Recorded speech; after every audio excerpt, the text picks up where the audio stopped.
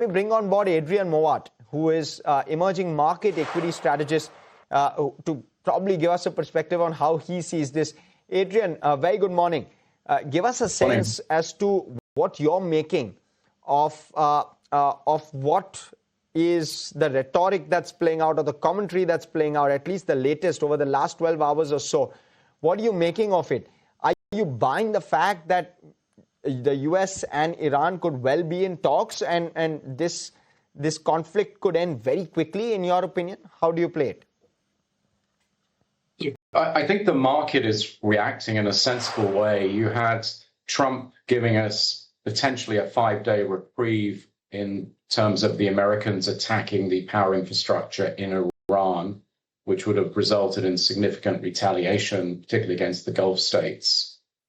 But when he tweets out that there has been negotiations with the Iranians, and then the Iranians deny that, you can understand why the market lost confidence in the rally.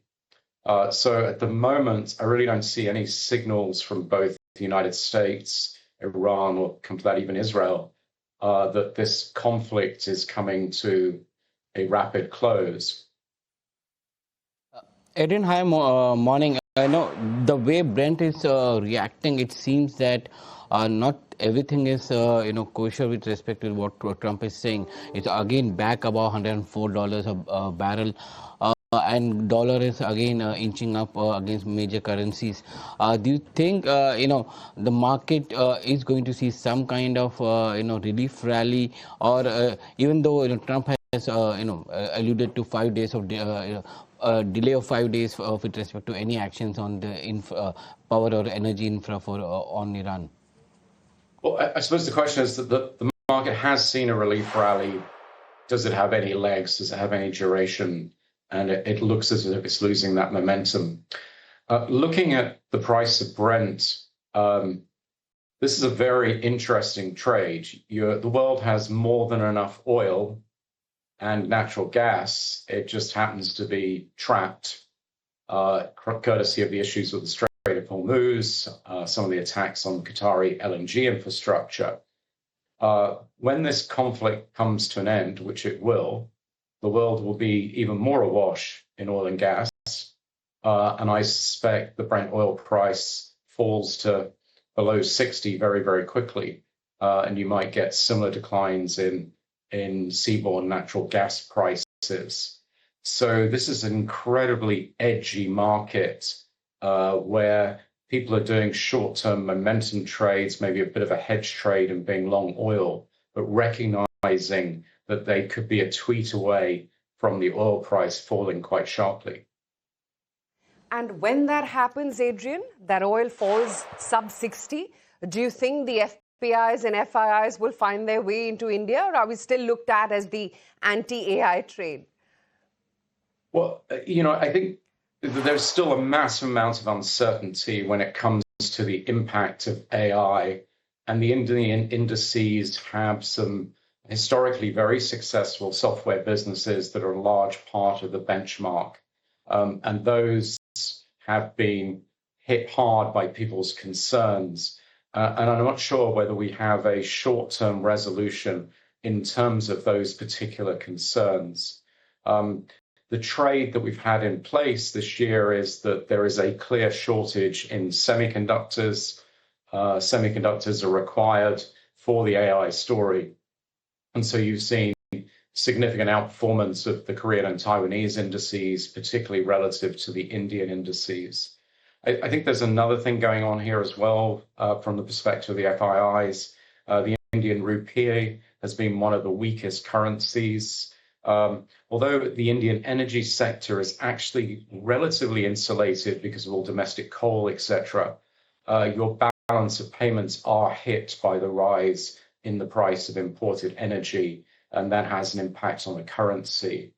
So I think we could get a short-term relief in terms of the weakness in the Indian rupee, but I don't see a quick resolution on what's going to happen to the software sector courtesy of AI. Adrian, what's the take with regard to whether Trump will or won't chicken out? I mean, I know, I mean, we'd rather see him chicken out at this point, but how are your bets placed, and what are really the bond yields indicating? Because we've seen so much choppiness, as is the case with other assets as well. But the US 10-year is not something that we see so much choppiness on. So I'm trying to get a sense as to whether it's telling us something. So before I comment on whether Trump reverses his current military action, I think what you bring up in the interest rate markets is very important. So there's been a very big swing in the expectations from the Fed cutting rates to potentially the Fed raising rates. If the Fed is going to raise rates, then 10-year bond yields, in my opinion, should be above 4.5, if not even higher. I still think we're in this sort of multi-year realignment of global bond markets post the substantially long period post GFC when you had zero interest rates. So I see US bond yields grinding higher.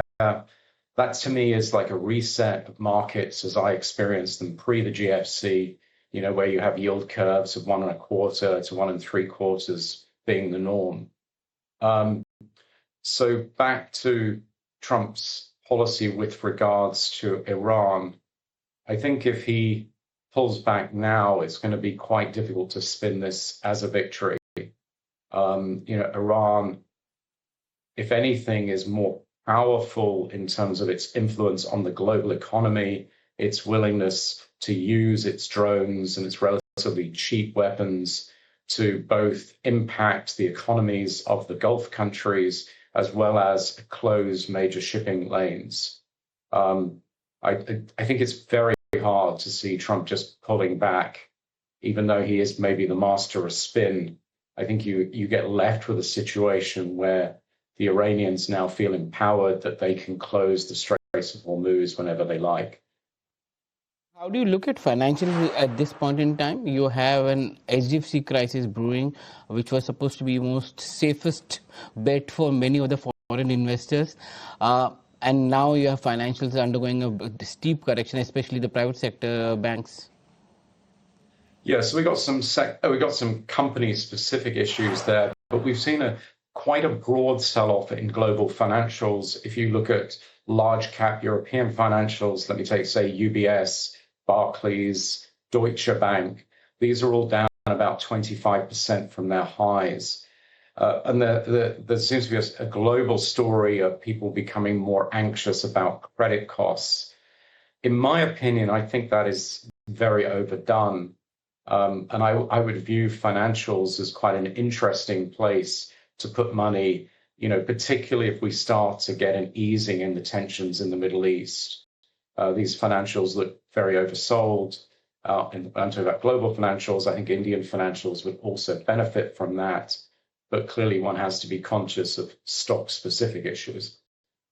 Indeed. So, Adrian, given how dynamic all through the last year has been and how it continues to play out, wherein gold and silver as well as seeing volatility, what asset class for the next 3 months are you going to bet on? So I think if we get some resolution, you have to be in equities. I don't see this being a particularly good story for precious metals. Bonds, to me, still need to trade a bit higher, particularly with the change in interest rate expectations. So it would be equities that benefit from the rebound. We did last year have quite a big sell-off in equities, or actually risk assets in general, because of Trump's Liberation Day. The rebound from that was quite substantial. I would remind everyone that we've been through a global pandemic. We've had the war in Ukraine. We've had an inflation shock. Economies are actually quite resilient, and the impact on earnings is often more modest. In 2022, we had quite a severe bear market, both in bond and equities, but that was the repricing away from zero interest rates, the waking up to the fact that central banks had to deal with inflation. I don't think we've got that imbalance at this point in time. So if we can get ourselves through what's going on in the Gulf, getting easing in tension, a flow some tankers through the Straits of Hormuz, then I think you could begin to see a reasonably decent recovery in equities, similar to what we saw in 2025 post the Liberation Day sell-off. And what country-specific allocations we want or like within equities? Well, I think I like sectors like semiconductors. I like sectors like financials at this point in time. You were asking me more questions at the beginning about FIIs returning to India. I still think this overhang in terms of what the impact of AI is on the software sector is going to be with us for a while. And that'll keep investors in what is arguably the simpler trade, which is in areas like semiconductor, where there's a clear shortage. Understood. Okay, Adrian, great to have you on the show. Thank you so much for your time today. Thank you. Okay.